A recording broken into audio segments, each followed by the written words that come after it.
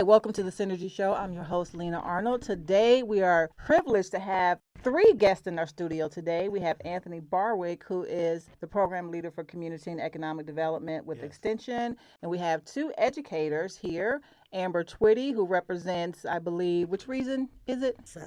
Southern region. Yes. Southern. And Ashley Shearer, who represents Southwest, okay. And so I'm going to let them kind of lead off and introduce themselves. For those of you who may be listening to Synergy for the first time, this is a community and economic development program where we talk about important business, community, economic development, things related to ag and natural resources to provide you, our listeners, with relevant, timely, and important information to benefit you and to benefit your bottom line. So welcome, and I'll just kind of start with Anthony, go around the table, tell us who you are, tell us what you do for Extension, and then give each of you, give me a little background about you. Okay. Thank you, as always, Lena, for hosting the show, and we're glad to be here. I'm Anthony Barwick. I'm the program leader for community and economic development, and very brief background about me. I'm from Dayton, Ohio, Jefferson Township specifically, and I've always had a passion for business and community development. And I own a business. I had the opportunity to work for the state of Ohio and the Minority Business Assistance Center, Procurement Technical Assistance Center. I served some time with the Internal Revenue Service in the Small Business Division for 10 years, going after small businesses. Then I crossed over into the other side and became COO of the Cincinnati African American Business Chamber. Then I transitioned here. So I'm just elated to be a part of Central State University Extension and in the community and economic development. Hello, I'm Amber Twitty. I am based in Cincinnati, Ohio, where I was born and raised. And I came into community and economic development starting out in accounting. Nothing to do with it. Realized that I did not want to be a public accounting, didn't like the culture. Then I started working at the city of Cincinnati and found my love of community development and planning and started there. And then from that point on, really got into the housing, the economic development side. That led to other opportunities. So I actually have done a whole community development planning segment from infrastructure, so that's highways and buildings, housing, all the way over to human capital development and working with youth employment programming and working with organizations to build the capacity of their programming and also with businesses. Hi, I'm Ashley Shearer, and I am Community Economic Development Educator for the Southwest Region for Central State Extension. And I actually have a background in public health. I was a little bit of a late bloomer. I went back to school when I was already married and had a baby. And I received my bachelor's of public health education at Wright State University. I'm a nationally certified health education specialist. And so when I got into public health, before I had went back to school, I really just was a working person. And I always work with my hands. I had done actually some ag type work, worked in agribusiness. I had worked in a salon environment. I had done some customer service, very much like Jane of all trades, master of none. And so when I went back to school to public and started going through my public health program, it was like the smoking gun for everything, right? It was a lot of things that hadn't made sense to me. I didn't understand that when I started to get into public health, it was like it unravels the mystery of how systems impact our lives and how they shape our communities. So I really, really got into it. And when I went into public health, I was working on a grant for Clark County that focused on policy systems and environment changes to address chronic health disparities. So I really just kind of leaned into that work, and I found that there was a really, really strong community economic development component. So that's what led me here to Central State. All right, well, we're glad to have you. So Ashley, Amber, Anthony, what's with the triple A's? Is that was all in the master plan? Yeah. And we have another person in the room whose name starts with A, one of our awesome videographers, Alfred. Not to leave you out, Jesse, who's like all out of the A's and everything. But so Ashley, tell us what community and economic development is. It's broad, I think. Community economic development is everything from land use and planning to these kind of more, and that's like the more bird's eye view. And then you can go all the way down to the work that we are doing, which is more interpersonal, community-based education that gives people tools to be able to interact within those systems successfully. Okay. And Amber, what kind of programs can we expect to see coming out of Extension with regard to community and economic development? At a high level, we do a lot of workforce development programming, building into the empowerment, self-sufficiency of people, such as our high school equivalency program. I'm going to date myself because I still say GED program, but every 10 years or so they give you a new buzzword. So we're doing that virtually with COVID. It has allowed us to do it virtually, so now we can really impact that sector on a state level. So we're doing that. We're working. We also have a record sealing program. It's another signature program where we're working with individuals, kind of coaching them and partnering with the justice system, with judges, with advocacy organizations, with lawyers, so that they can move forward, put that kind of things behind them, and open them up to more opportunities for themselves. We also have the Ready, Set, Grow, which is our leader brainchild. But what it really does is allow us to impact the development of entrepreneurship, whether it's in the farming, agribusiness, or just general business development. And then we're working on some other niche programming as well, such as disaster management and recovery on a state level, and as well as doing some more specialty programs. Anthony, am I allowed to? Absolutely. Okay. You're doing just fine. And then we will be putting together some reentry programming with the workforce development and entrepreneurship as well. And that's in addition, that's more the community development piece. And then we also have the economic development pieces that we're working on, which we'll be filtering through our Ready, Set, Grow initiative and model. Yeah, and if I'm just going to expand on what they shared, what I love about our team, our CED team, is that they all come with their own individual styles and expertise. And so it gives me a lot to work with. Ashley, in her focus, she's a hardcore grassroots. She gets in the weeds and knows the people, and she can name drop, and these are folks that really are active in the community. I've had the pleasure to work with Amber, and Amber is very, very strong in procurement as one of her strengths. And in a previous life, I actually visited her while she was part of a construction. She was part of a construction project to make sure that there was minority inclusion. And she's in the middle of nowhere down in Scioto County, right? We're in Portsmouth. Yeah, building a new highway from scratch. Yes.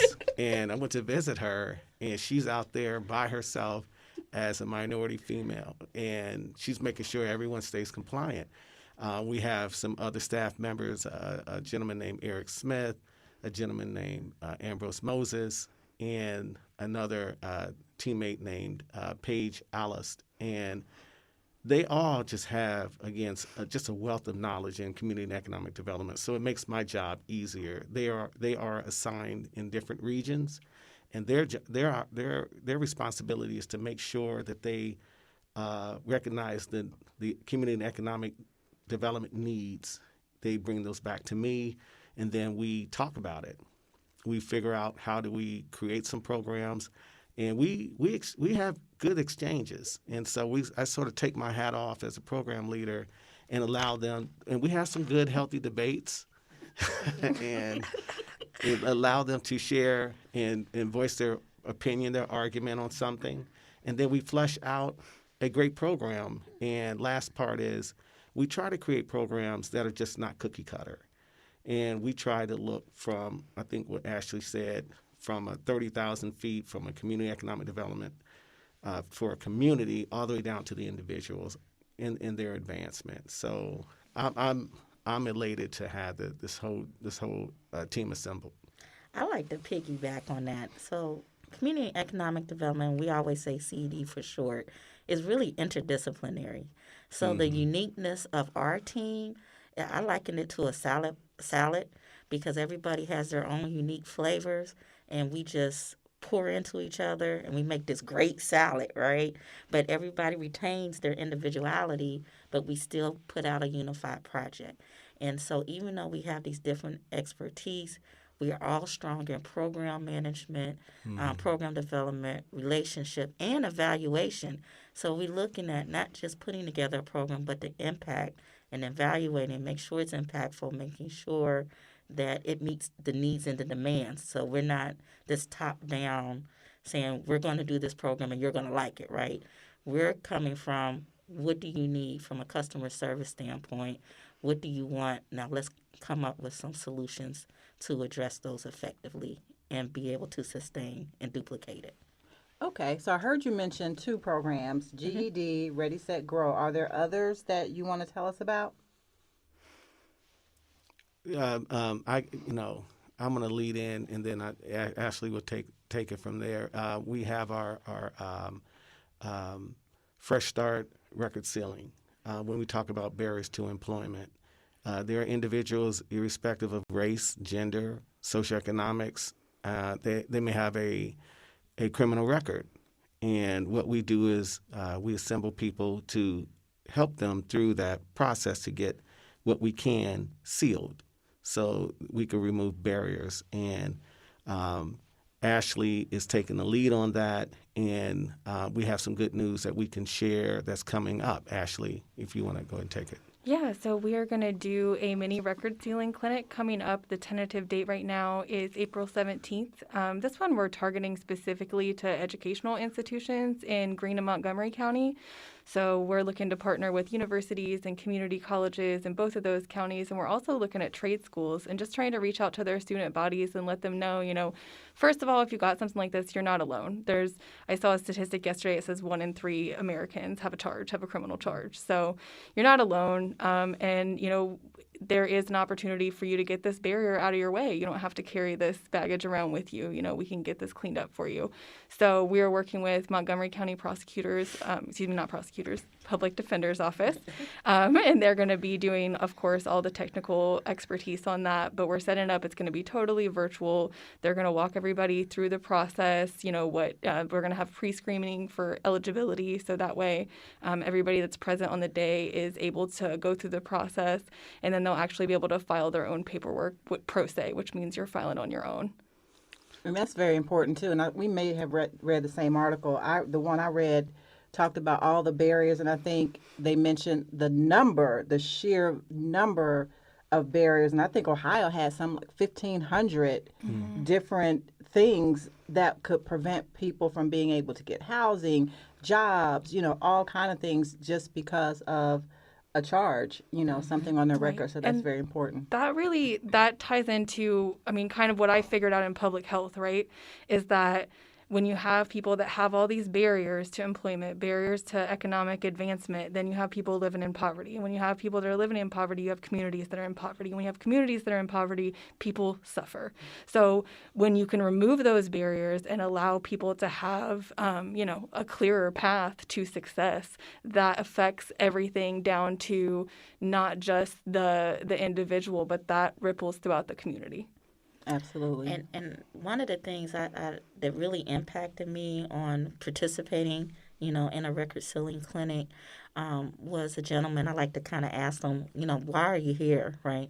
And he says, well, I've been on my job for 10 years, and they want to put me in management and senior management, but because of these records I had 10 years ago, I can't get promoted. Wow. Right. And so this will allow me to be able to support my family even more.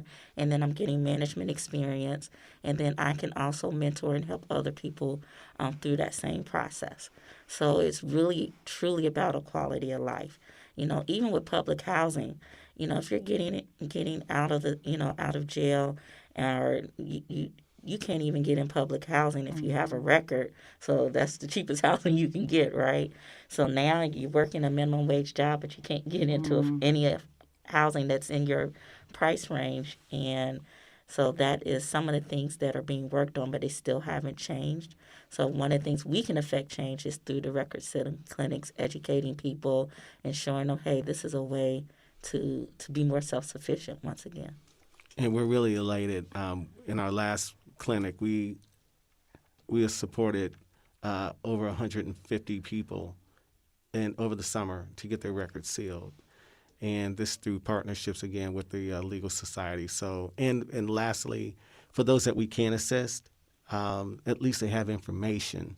And when we talk about confidence and knowing that there are options available, and there's other opportunities such as CQE, Certificate for Qualification of Employment, those are some other measures that we can pursue. All right, we're going to take a quick break, and we'll be right back with Ashley, Amber, and Anthony. And when we come back, we're going to talk about what the Community and Economic Development Program with Central State University Extension can mean for your community.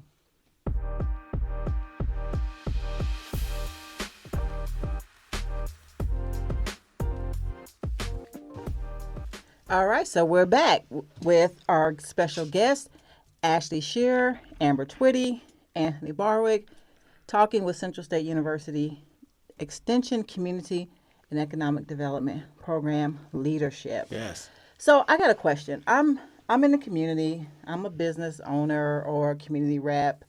When I hear community and economic development, I think they're going to give me some money. So tell me what it will mean for me as an individual to have Central State Community and Economic Development come to my community. How will it benefit me as an entrepreneur, as a community leader, or maybe as a small farmer? You touched on a very, very interesting topic. First, folks are still trying to understand land grant, and so there's a lot of reintroduction of what is a land grant and how our funding happens, and then what is our responsibility. So we're not here on campus to endorse academia. We're public. Public programming for our community. So what we do is we are an assister, and we provide information. And then what's our specialty is we're there to assist them in all of their endeavors. So when we talk about entrepreneurship as an example, what we do is we just don't look and say, you want to start a business, and then we just kind of just give you some cookie cutter program. We do a thorough assessment of who are you? Are you an entrepreneur? Meaning that you're not in business yet, but you have some interest in it, or if you're a startup, and that means you're kind of getting your feet wet and you're in business. Then we have our existing businesses, and we have our mature. So we do a full assessment, and then we have assigned educators to meet their needs, and we have set modules and programs that are designed to assist the entrepreneur through their own self-paced modules that are virtual, but they still have a point of contact with the educators. Then the educator follows up with them to make sure that they're okay, get their questions answered, provide them some more information, and once they have a good understanding of what they're talking about, contingent upon their level, then we do a soft handoff to our resource partners, whether it's going to be SBDC or Small Business Development Centers, our MBACs, Minority Business Assistance Centers, PTACs, all of these other firms and support resources that can then take them on their way. So we're very, very deliberate, and we don't make promises. We're not going to tell you you're going to be rich overnight.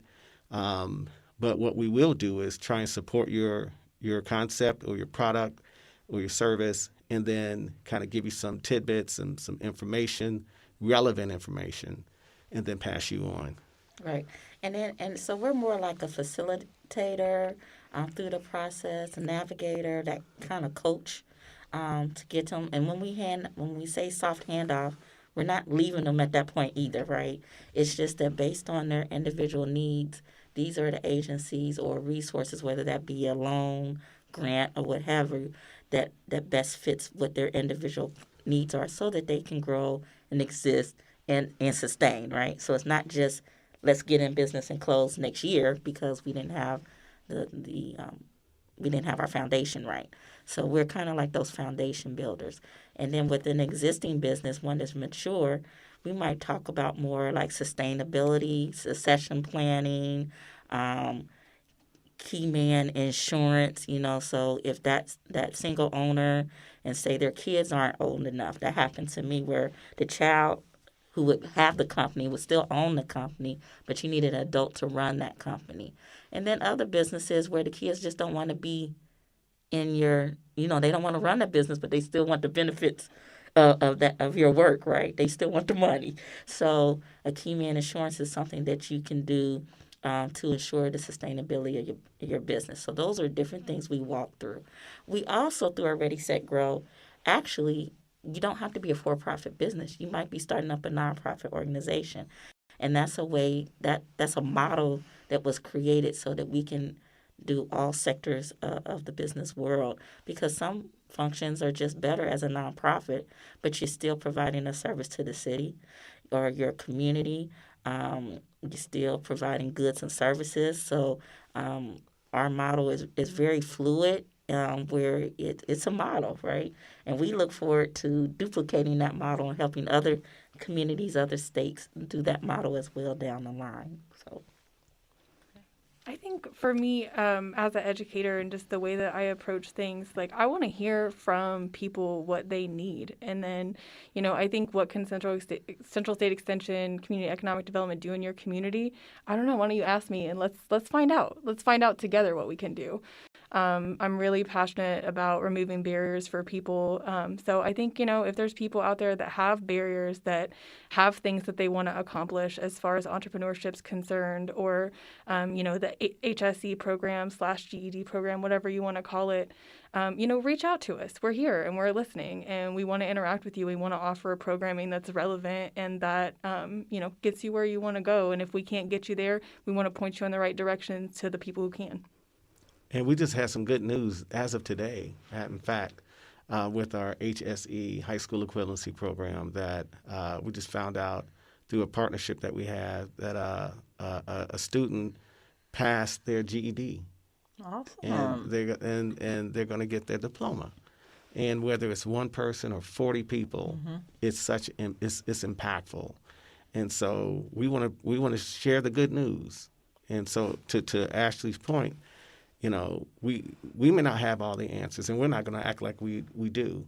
We want to understand what your needs are and then kind of figure this thing out through smart research, through our vast database of contacts, and then get them on their way. So even this young man who just passed the HSE, got his diploma.